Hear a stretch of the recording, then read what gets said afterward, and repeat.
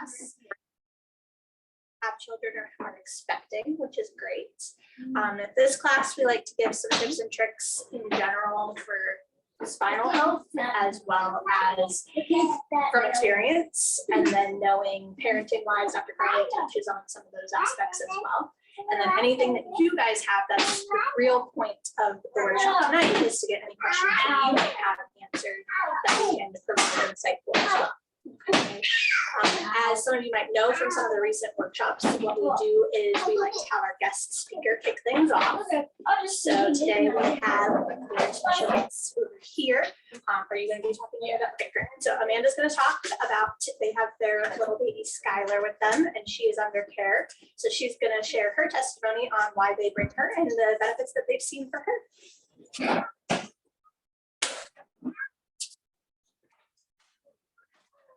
So we have Skyler. She's 6 months old now, and when I was pregnant, I started researching chiropractic for infants, and we kind of were thinking about it, but we just weren't sure. But then within a couple of weeks of after she was born, we noticed that she just kind of seemed a little uncomfortable. She was getting really fussy in the evenings, and we didn't really understand why. So we decided, let's try it out and see how things go. So we found a way of life through midwife care, and we started coming, and she was getting adjusted every week for a little while. And through that, we started noticing a lot of change where, we didn't experience any fussiness in the evenings like we did prior. So that was a very, noticeable change right away. And then within that, we also were having trouble with her in the car seat. She hated the car seat so much. But within, I would say probably like a month of adjustments, she was like cool in the car. She was chill and had no issues. She didn't seem uncomfortable in any way. So that's been, two significant changes that we've noticed in her, and the importance of getting chiropractic care with her.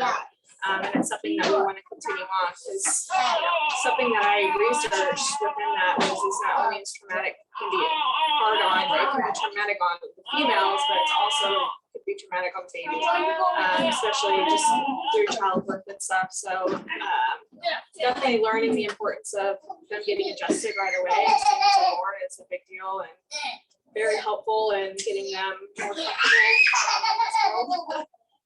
But it's something, as she grows and is playing and getting hurt on the playground, she's going to continue to need it. So we're excited to continue that care. But yeah, we've seen a significant difference in just her comfortability. Now that she's like in the process of starting to crawl, even, she's very comfortable moving around and doesn't seem to be in any pain. So yeah, that's about it. Yeah, we've been loving it. So. Thank you. Thanks for sharing. Yeah. Thanks so much. Get our PowerPoint up and running. Fun times.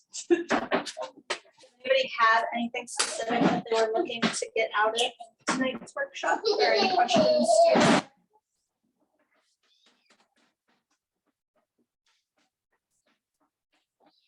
All right.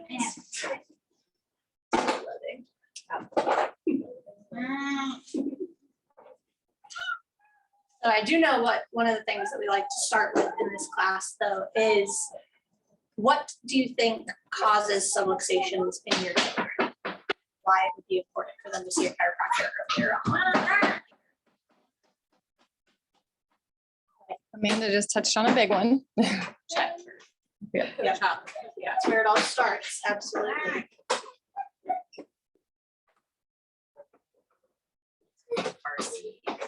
Yeah, I was gonna say you touched on a bunch. Crawling, walking, playground. Stressors. I mean, they get frustrated and they just throw themselves on the ground. Emotional stressors turn into physical stressors.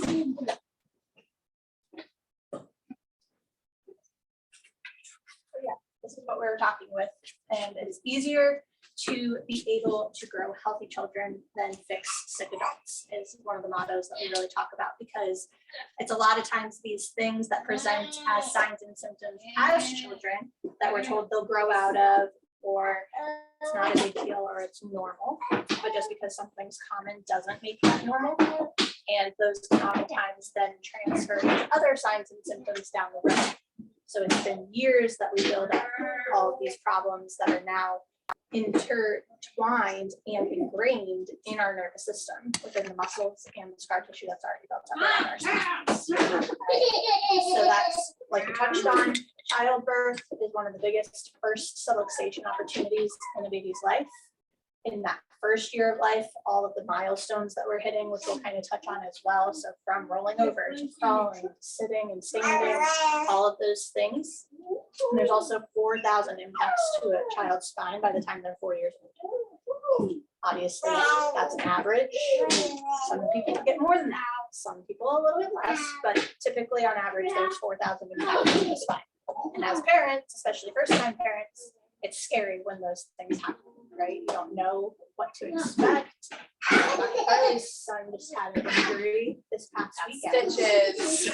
And what did he just turn 4, right? Yes. So he just turned 4 and had stitches in his shin. 3 stitches, running upstairs at a pool, slips it, split his chin open.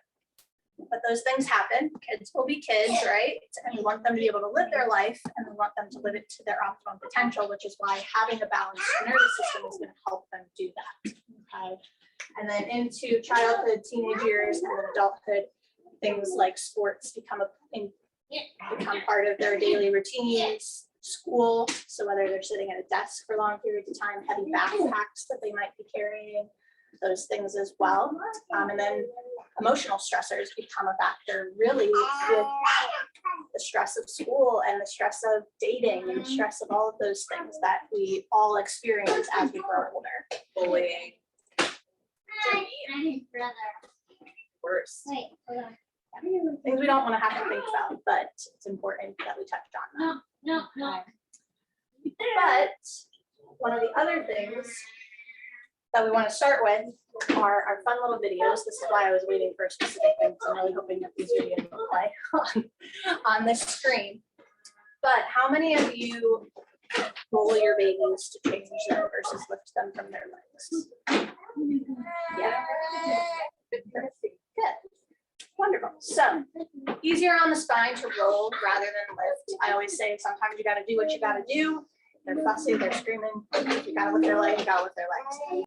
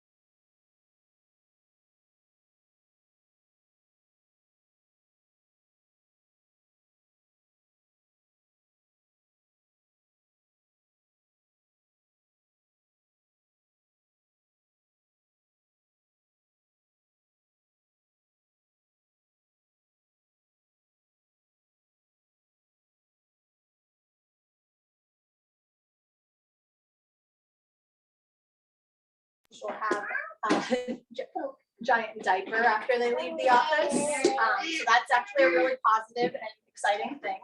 Just say that that's great. They're like, oh man, like, I was like, no, that's actually great. I love to hear that. So those are all really great things as well. And then we also touch on and this is true not only just for breastfeeding, but if you didn't or aren't able to breastfeed, similar thing applies for when you're feeding baby, even if it's through a bottle or formula. So this applies to the dads as well, making sure that you're supported in that process because it's going to affect your posture just as much as protecting their bodies while they're feeding as well. Here's this video.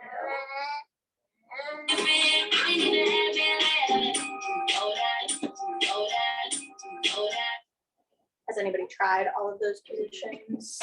Have success with one over the other? Share their experience of all.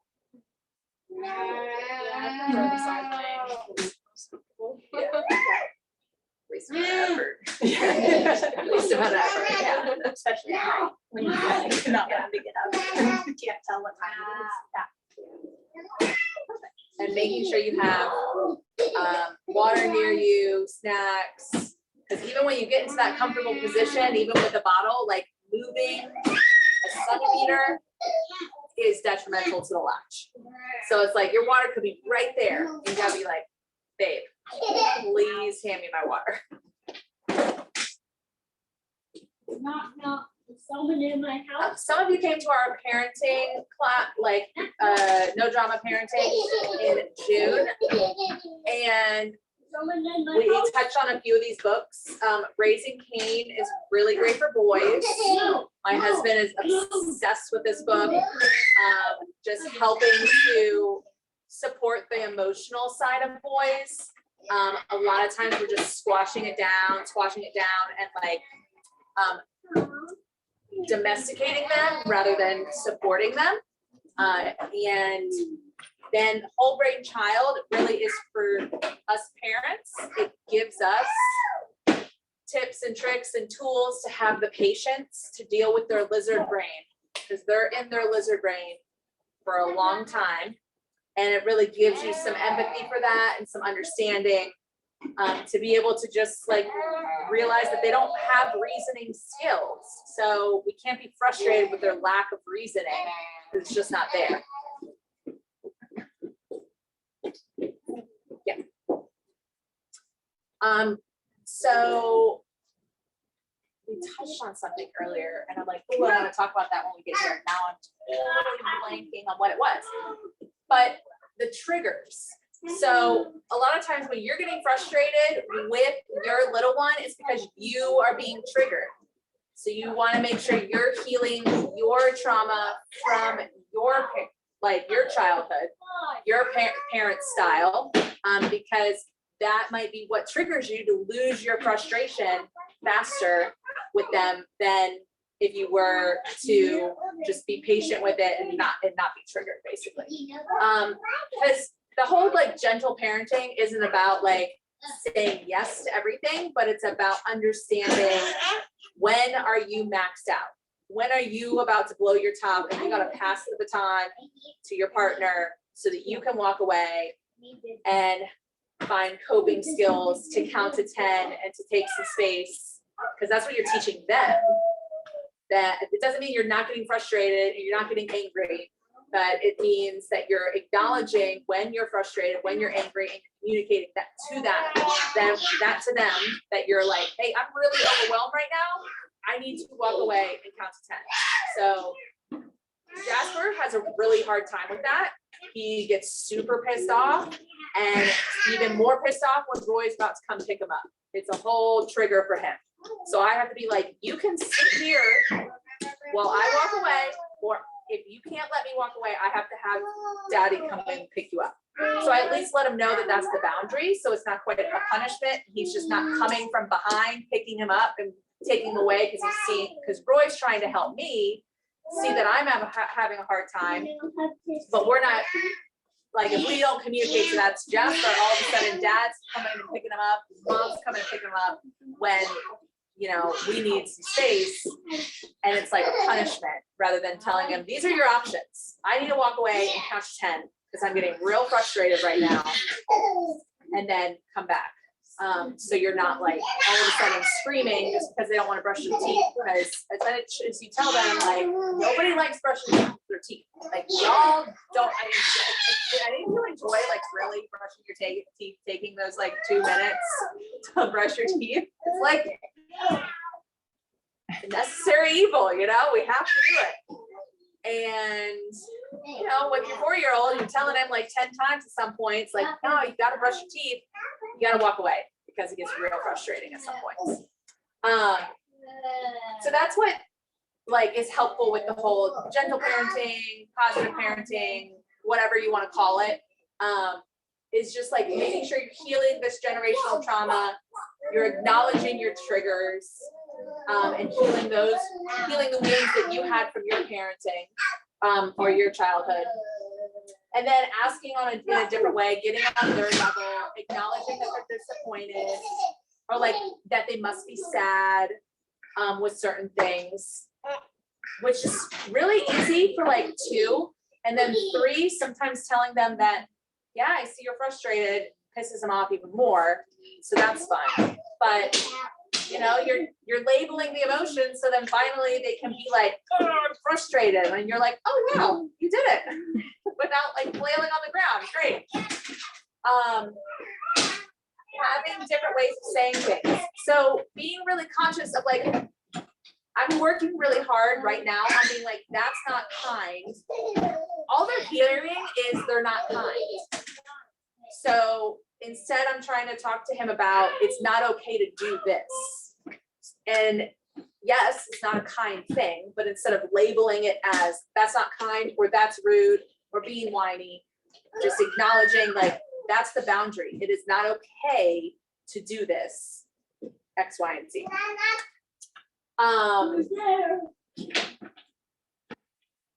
Quiet spelled wrong. White. And yeah, there, I understand you are mad, but it's not okay too. What triggers the meltdown? Are you giving in? Where have you stood your ground? 2 was a breeze in like not giving in. 3 was extra. It was a whole nother ball game. And I thought I had kind of a traumatic, I'm just like realizing I had a little bit of a traumatic 3-year-old experience when I was 3. I moved houses, it was a whole different dynamic. And it was like, oh, maybe that's why 3 was so triggering for me. That's really interesting to like look back on.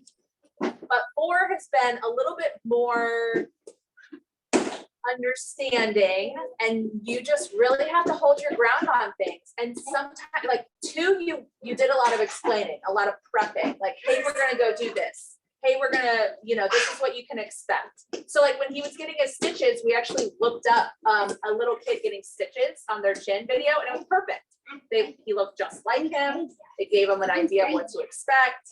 But if he's not getting his way, what we've recently had success with is being like, here's my answer, these are your options. And then just sticking with brush your teeth or no TV, brush your teeth or no TV. And then just sitting there waiting for the meltdown to unfold. And then finally they're like, fine, I'll brush my teeth, you know? Sometimes our patience in allowing them to express their frustration and not over explaining things is going to give them the space to be able to calmly finally be like, okay, this is what we have to do. What is this? What is this? Hey, look, what is this? Look, come look at it. Question? What is this red thing? What is this? Has anybody heard of the whole debacle about crawling is no longer a milestone? What? Right now. Well, I strongly disagree with that statement. As far as your brain development goes, crawling is very important, and more specifically, cross crawling is really important. So I actually did a reel on this just yesterday that's on our Instagram page about the importance of cross crawling. So if you're interested, there's more educational info in the caption on that. But ultimately, people people say like, oh, it's cute when they like butt scoot, or they have one leg that's dragging behind them, or they army crawl or crab crawl, like, oh, that's so cute. But really that's kind of telling us that something underlying is actually going on. Because what really happens with cross crawling is that your brain is now communicating with both hemispheres. So that's really essential for things like coordination and eye movement and arm and leg movement. And then as you start to walk, that's important too. And that goes true with the need to hit your milestones in order. So milestones have a specific time period of roughly when kids are supposed to hit each milestone. I'm not as concerned with the overall age per se as hitting those milestones in order. Yes, obviously, if you get to age 2 or beyond and you're not walking, those are usually a developmental delay that's happening and something's going on. But if your child crawls at 9 or 10 months as opposed to like 7 or 8 months, that's not as concerning as skipping crawling altogether and going straight to walking, because your brain also develops from the brainstem up. So that's why it's important from the ground up that baby develops. So that's why we roll first, that's why we then crawl, and that's why we then walk from there. And these little images are really important too, because a lot of times we're so excited for them to take those first steps that we're so eager for that, or we think that they're ahead of the curve if they're getting to that point first, that we almost encourage them to become mobile before they're actually ready and before those postural muscles are developed. So that's true when they're sitting and when we're trying to get them to walk too. So that's also important sitting wise, just as a side note for when you're preparing them to start eating as well. So when you introduce solids into their life, a really good point is not just to go off of the age requirement, but making sure that they are stable and able to sit upright on their own, because that's what allows them not only to digest properly, but to be able to get food out if they start to choke on something. Really great exercise, which I was actually just sharing with Amanda and Noah over there too, is that if we're finding that they're not cross crawling or they are starting to exhibit some of those other signs, doing a really simple exercise with them while they're on their back and you bringing their one elbow to their knee on both sides while they're on their back, that's still getting that movement into their mind, so that when they're on their knees by themselves, they're more likely to start implementing that.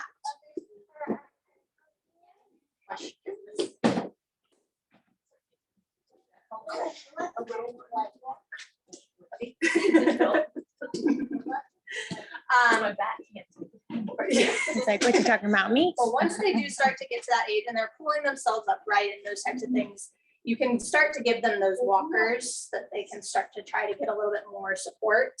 You can like lightly hold on to them. It's like not the whole, like you're holding all of their weight and forcing them to walk. If they're doing all the weight and you're just supporting them, at that point, it's kind of more of a fear factor where they're just afraid. So, and then other times, like you have a couple of patients that they're just playing you and they don't want to do it. And so like they probably can for sure, but they just like don't want to. So that happens too. But that's more so as it comes along and they hit all those milestones and they're definitely developed enough that that's what is coming next. So supporting them in that process is allowed. However, they're going to do it when they're ready to do it, is really what it comes down to. What about sitting them up? So like in this position, but just sitting on the mat or whatever, is that okay to do or not okay? Yeah, like, did she sit up yet? Like, She by can, but herself? not by her, She like, can't put like, herself yeah. in that position. But she could sit when you guys sit her there, Yeah, she's kind of like, safe. Yeah, yeah, she'll yeah. either get on Yeah, that's great. on her tummy and start moving. yeah. That kind of plays into this then with the container idea. So, and we're anti-container. Container is really anything that you can put your child into. Yes, at times it's nice to be able to just put them aside so you can get something done. So this is more for like long-term periods of time that this is a concern, because again, they're not ready to be in these positions. So that's not helping support their body. if you want to imagine it in an adult perspective, one way that I can tell you is a lot of times people will be like, oh, should I wear a back brace or can I wear a back brace? I always say that if you're doing some sort of strenuous work or activity, if you want to wear a back brace so you feel more supported, yes, you can go for it. And we have recommendations of what type of brace would work best. But I don't want you to wear a brace all day, every day in any case, because now your muscles are going to be dependent on that brace. So when you're not wearing it, it's not learning the correct positions to be in and you're unstable. So that same type of mentality of where they're being dependent on these containers, that they're not actively using those muscles to learn how their body is supposed to be holding itself against gravity. Other things too, especially like that top one with the pillows and stuff, especially if they're subluxated and they have that favoring of one side over the other, if they're leaning up against something like that, that's where we can develop flat spots on the head because they lean on something for too long that develops that flapping. So that's why tummy time is critical and why that's so highlighted right here, because it not only prevents things like that from happening, but it also helps them develop the natural curves that they're supposed to have within their spine and develop things like the head control that we're really looking for. So,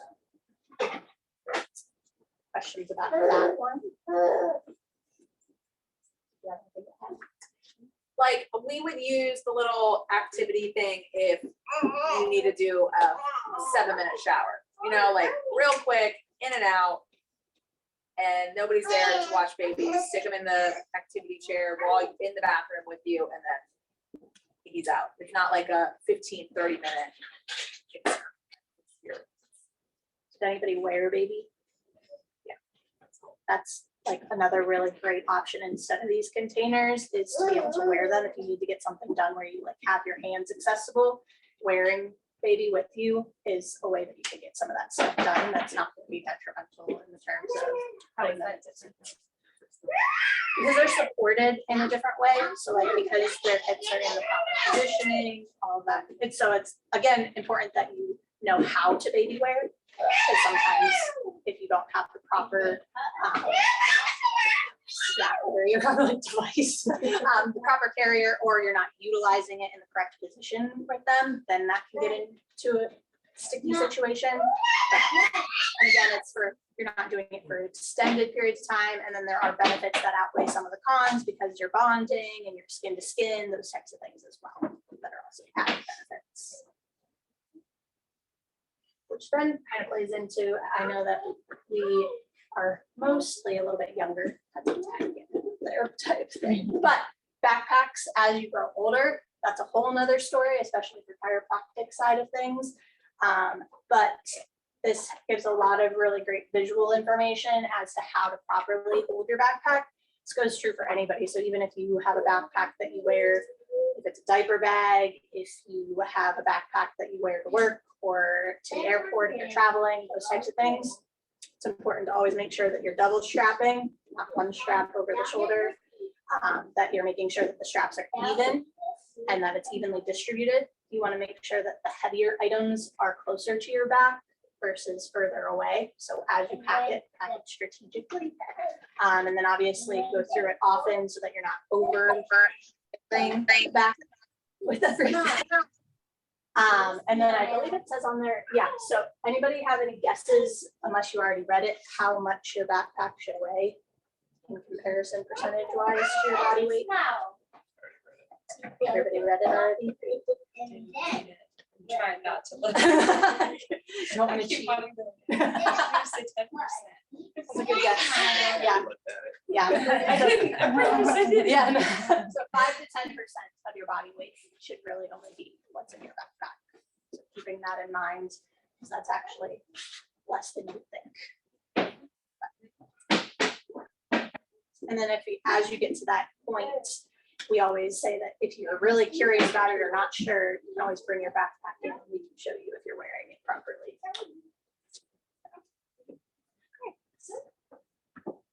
Anybody have any other questions that came up since we started or anything that they wanted added information on? Anybody virtually? Doesn't look like it.